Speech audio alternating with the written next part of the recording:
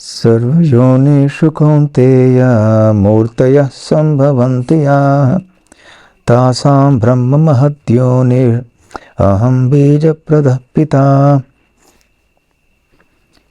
तो भगवान श्री कृष्ण यहाँ एक बहुत महत्वपूर्ण बात बोल रहे हैं कि जितने भी योनियाँ हम यहाँ पर इस भौतिक सृष्टि में देखते हैं, उन सब के बीज प्रदाता पिता वो है। तो भगवान हम सब के पिता हैं। हम सब के अर्थात जितने भी योनियाँ यहाँ पे हैं, इन सब के। इस दृष्टि से देखा जाए तो सारे योनियाँ भाई बहन हैं, क्योंकि हमारे एक ही पिता हैं। आध्यात्मिक दृष्टि से देखा जाए तो हम सब भगवान श्री कृष्ण के बच्चे हैं, क्योंकि वो हमारे बीज प्रदान करने वाले पिता हैं। तो वो यदि पिता है तो माता कौन है? माता भी होनी चाहिए। तो माता प्रकृति है। तो प्रकृति 3 गुणों से बनी हुई है। तो ये जो प्रकृति, ये माता और श्री कृष्ण पिता। इसलिए श्री कृष्ण कह रहे हैं, हे कौन्तेय, हे कुंती पुत्र अर्जुन, सर्वयोनिषु मूर्तयः संभवन्ति याः तासां ब्रह्म योनिर् अहम बीजप्रदः पिता। इन सब का जन्म इस प्रकृति में होता है, प्रकृति से फिर उत्पन्न होते हैं, परंतु इनका बीज प्रदान करने वाला पिता मैं हूँ। तो प्रकृति अपने आप में जीवों को उत्पन्न नहीं कर सकती, योनियों को उत्पन्न नहीं कर सकती, जब तक कि आध्यात्मिक स्पर्श इनमें न हो। तो प्रकृति से शरीर बनता है, मन बनता है, परंतु भगवान श्री कृष्ण बीज प्रदान करते हैं।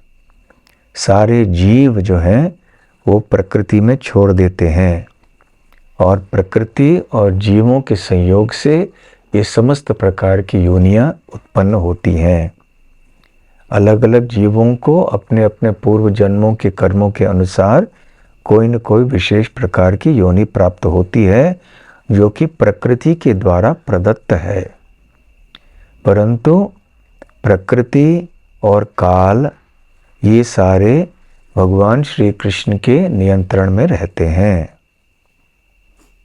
इसलिए बहुत महत्वपूर्ण बात भगवान यहाँ बता रहे हैं कि वो हम सब के पिता हैं और माता हमारी प्रकृति है। इसलिए हमें एक परिवार में रह के एक दूसरे का नुकसान नहीं करना चाहिए। जैसे एक परिवार में सब सदस्य रहते हैं, बच्चे कई हो सकते हैं, परंतु बच्चे आपस में अच्छी तरह से रहते हैं, या कम से कम रहना चाहिए। और यदि वो माता पिता के आदेशों के अनुसार रहें तो घर में शांति होगी, बच्चों में प्रेम होगा, परिवार में भी प्रेम होगा। तो ठीक उसी प्रकार से हमने भी यदि भगवान श्री कृष्ण के आदेशों का पालन किया, जो कि वो भगवद गीता में बता रहे हैं, और साथ साथ प्रकृति के नियमों को भी समझ लिया और उनके अनुसार हमने कार्य किए, हमारे माता पिता के अनुसार हमने यदि कार्य किए, तो फिर ये संसार वैकुंठ बन जाएगा। हरे कृष्णा कृष्णा कृष्णा हरे हरे, हरे राम राम राम हरे हरे। हरे कृष्णा।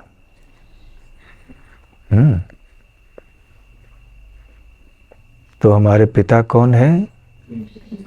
कृष्णा। माता कौन है? प्रकृति।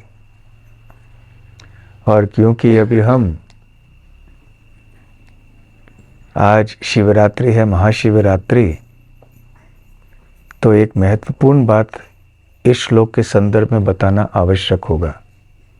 आपको याद होगा कि सुबह हमने चर्चा की थी कि शिवजी तमोगुण के गुण अवतार है, अर्थात तमोगुण के अधिष्ठाता देव है। क्यों? क्योंकि उनका विशेष कार्य ब्रह्मांड के विनाश के समय होता है और वो अपना तांडव नृत्य करके फिर वो इस ब्रह्मांड का विनाश करते हैं। परंतु ये बात भी बताई गई थी आज सुबह कि ब्रह्मांड के विनाश के अतिरिक्त शिवजी की एक बहुत महत्वपूर्ण भूमिका होती है सृष्टि के सृजन के समय।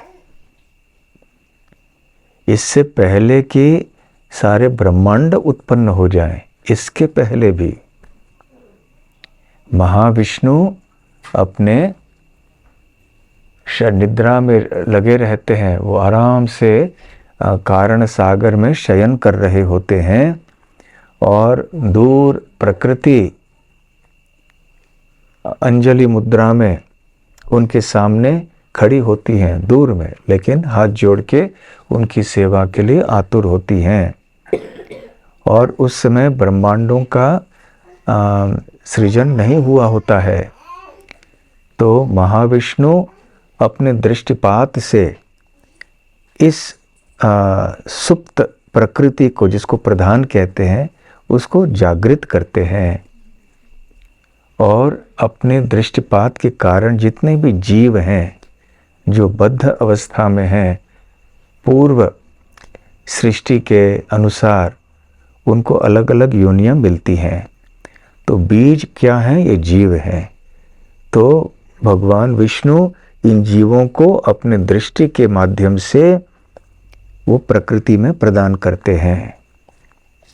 परंतु प्रकृति माता है, तो फिर शिवजी कौन है? प्रकृति कौन है? माता है। माता कौन है? इनका नाम क्या है? दुर्गा। दुर्गा, माया। तो दुर्गा देवी के पति कौन है? हाँ, शिव जी। फिर अपने पति के अतिरिक्त कौन ऐसे कर सकता है? तो महाविष्णु बीज प्रदान करते हैं, परंतु बीज प्रदान स्वयं महाविष्णु नहीं करते। जो उनका दृष्टिपात है वो शिव शंभु है। तो वो बीज प्रदान करते हैं अपने पत्नी प्रकृति को।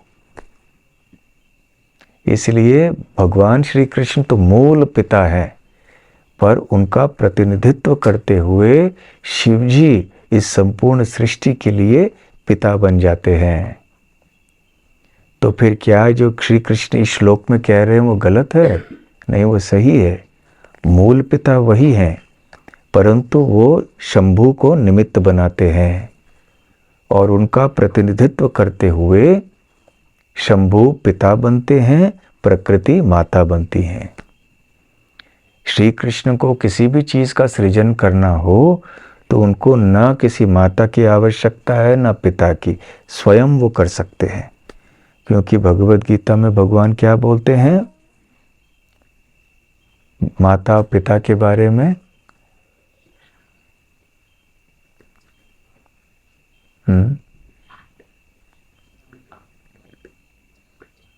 पितामहस्तु माता माता धाता पिता पितामह। विद्यम पवित्रम ओंकार। उसके पहले पिताहमस्य जगतो माता धाता पितामहः। पिताहम अस्य, मैं पिता हूँ, माता धाता पितामहः, तो मैं पिता हूँ, मैं माता हूँ, मैं सब कुछ हूँ। तो वास्तव में किसी को, भगवान श्री कृष्ण को किसी भी काम को करने के लिए और किसी की आवश्यकता नहीं होती, परंतु अपने भक्तों को वो सेवा में लगाते हैं। भक्त भी उनकी सेवा करना चाहते हैं, इसलिए भगवान श्री कृष्ण का प्रतिनिधित्व करते हुए महाविष्णु सृष्टि का सृजन करते हैं।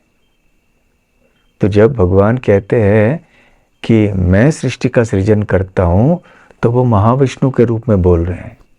तो महाविष्णु उनका प्रतिनिधित्व करके सृष्टि का सृजन करते हैं। मूल सृष्टिकार श्री कृष्ण ही हैं। ठीक उसी प्रकार से जब वो कहते हैं कि पिता मैं हूँ, तो वास्तव में शिव जी उनका प्रतिनिधित्व करते हुए पिता बनते हैं, प्रकृति माता बनती हैं। इसलिए हर जगह शिव जी को ब्रह्मांड के पिता कह के भी संबोधित किया जाता है। और ये स्वाभाविक है, क्योंकि दुर्गा या माया प्रकृति ये माता है, तो उनके पति तो भी हमारे पिता होने चाहिए ना। तो इस दृष्टि से शिव जी भी हमारे पिता है।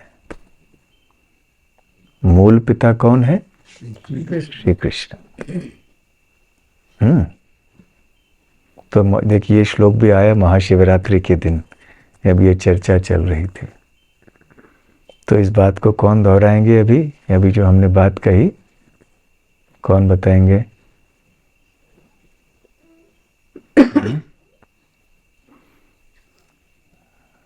बताओ। ओंकार हरि प्रभु। भगवान कह रहे हैं इस श्लोक में कि अहम बीज प्रजापिता।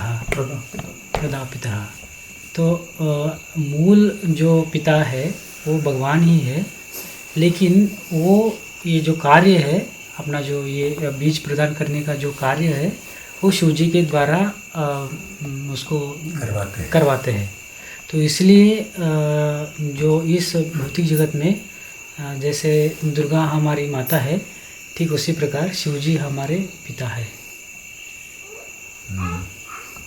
बहुत अच्छा। और कोई बात चुप गई, रह गई इस संबंध? असली पिता भगवान श्री कृष्ण ही है, लेकिन वो अपने भक्तों के द्वारा, क्योंकि भक्त उनकी सेवा करना चाहते हैं, इसलिए भक्तों के द्वारा ये सृष्टि का सृजन करवाते हैं। महाविष्णु अपने दृष्टिपात से, जो दृष्टिपात को शंभु कहा जाता है, उस दृष्टिपात से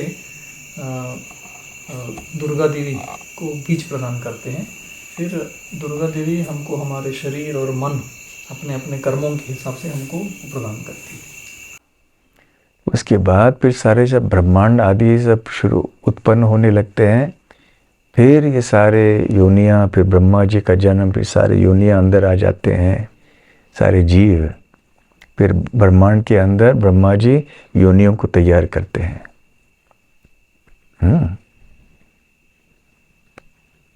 ठीक है। ये सृष्टि की शुरुआत में एक बार होता है, यानी कि महाविष्णु के लेवल पर। फिर उसके बाद अपने आप ये जो शंभु है वो करते हैं। फिर शंभु अपने आप में हर एक ब्रह्मांड में शिव जी के रूप में आते हैं। हर एक ब्रह्मांड में एक शिव जी हैं, ब्रह्मा है, विष्णु हैं। वो महाविष्णु हर एक ब्रह्मांड के भीतर गर्भोदकशायी विष्णु के रूप में जाते हैं। फिर वो गर्भोदकशायी विष्णु हर एक ब्रह्मांड में क्षीरोदकशायी विष्णु के रूप में प्रकट होते हैं। तो हर एक ब्रह्मांड में ये दो विशेष विष्णु के रूप होते हैं, गर्भोदकशायी विष्णु और क्षीरोदकशायी विष्णु। और ब्रह्मांडों के बाहर ब्रह्मांडों को उत्पन्न करने वाले ये होते हैं महाविष्णु या कारणोदकशायी विष्णु। तो जैसे भगवान भी, महाविष्णु भी अपने आप को विस्तार करके हर एक ब्रह्मांड में उपस्थित होते हैं, वैसे शंभु भी अपने आप को विस्तार करके हर एक ब्रह्मांड के भीतर शिव जी के रूप में प्रकट होते हैं।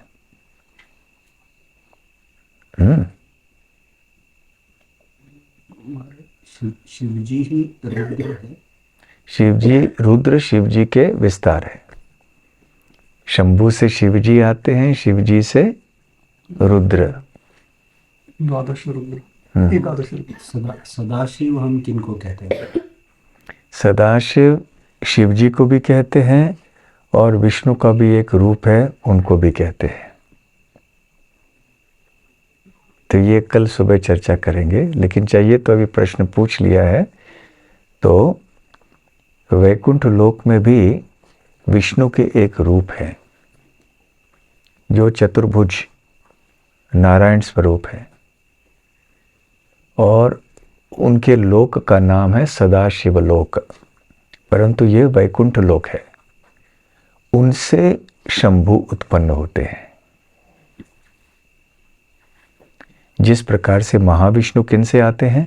संकर्षण। संकर्षण से आते हैं, जो कि वैकुंठ जगत में होते हैं।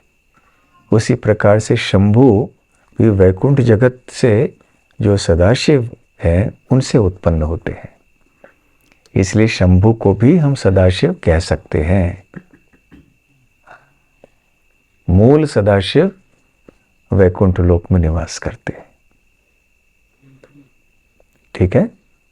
तो फिर महाराज जो विष्णु जी है तो उनके फर्स्ट विस्तार जो है वो सदाशिव है, फिर उनसे शिव जी, फिर शंभु है। शंभु है, शंभु या सदाशिव। तो शंभु संपूर्ण सृष्टि के लिए है, जैसे महाविष्णु संपूर्ण भौतिक सृष्टि के लिए है, उनके स्तर पे शंभु भी संपूर्ण सृष्टि के लिए है। अभी तक ब्रह्मांडों की उत्पत्ति नहीं हुई है। फिर जब महाविष्णु अभी ब्रह्मांडों को निकालेंगे, अपने उत्पन्न करेंगे, और फिर हर एक ब्रह्मांड के अंदर वो स्वयं प्रकट हो जाएंगे, प्रविष्ट होंगे। फिर हर एक ब्रह्मांड में वो गर्भोदक्षाय विष्णु से फिर ब्रह्मा जी आएंगे। फिर वही शंभु फिर ब्रह्मा जी के माध्यम से उनके भ्रुकुटियों के बीच में से आएंगे। तो ये सब लीलाएं हैं।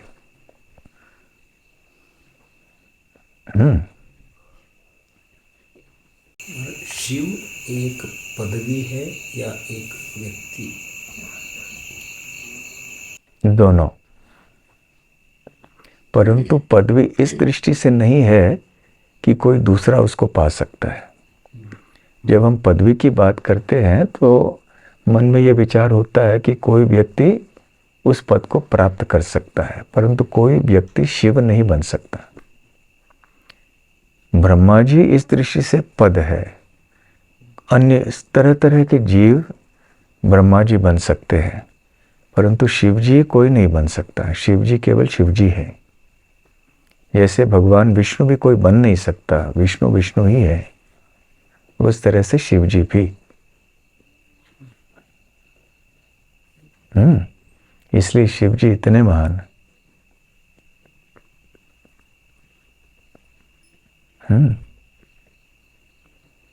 इंद्र, चंद्र, वरुण, वायु, सूर्य, यहां तक कि ब्रह्मा भी कोई जीव बन सकते हैं, परंतु कोई जीव शिव नहीं बन सकता। जीव जीव तत्व है, शिव शिव तत्व या शंभु तत्व है।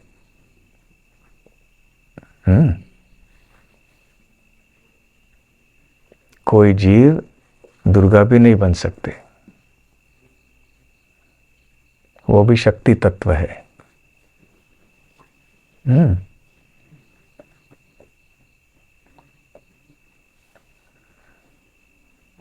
लेकिन कोई व्यक्ति, कोई जीव इंद्रदेव की पत्नी शची देवी या सूर्य देव की पत्नी छाया, ऐसे सब बन सकते हैं। हाँ, वो बन सकते हैं, परंतु दुर्गा देवी नहीं बन सकते।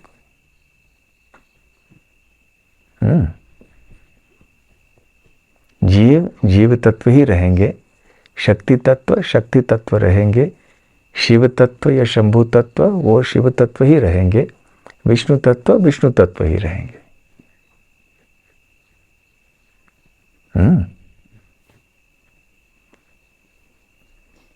हरे कृष्णा। तो आज देखो ये श्लोक आ गया और आज शिवरात्रि भी है। तो आपने कभी सोचा था ऐसे कि शिव जी पिता है, भगवान का प्रतिनिधित्व करके? सुना था। ये बहुत महत्वपूर्ण बात है। हरे कृष्णा। सबको भूख लगी है ना?